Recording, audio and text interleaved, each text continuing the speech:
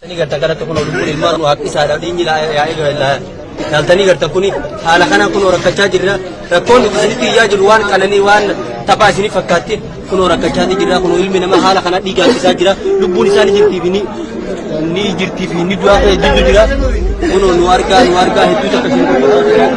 bareedin keenya baay'ee takka haala rakkoo keessa waraabu jirra harka kan taphaatini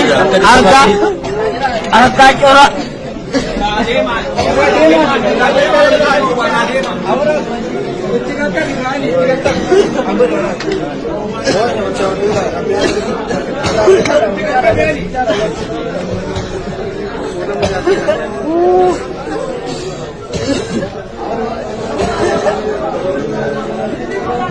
Walayan keenya haala laaltanii gartan kana tarii galfatti rakkoo hamaa keessa jirra ilmi namaa dhiiga kun hokkana dhiiga funyaanii afaaniin gachaa jira kuni rakkoo hamtuu nuti isinitti iyyachaa jirru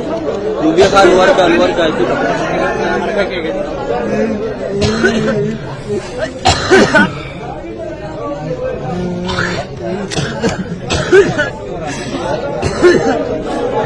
Ilma namaati kun obboleeyyan kiyya obboleeyyan keessa mana hidhaa tarii kan harjisuudha kana nuti dandeenye jaraan ittiin isinii waraabnu jiru biyyoota na addunyaa guutuurratti sheer nu godhaa isinin jedha.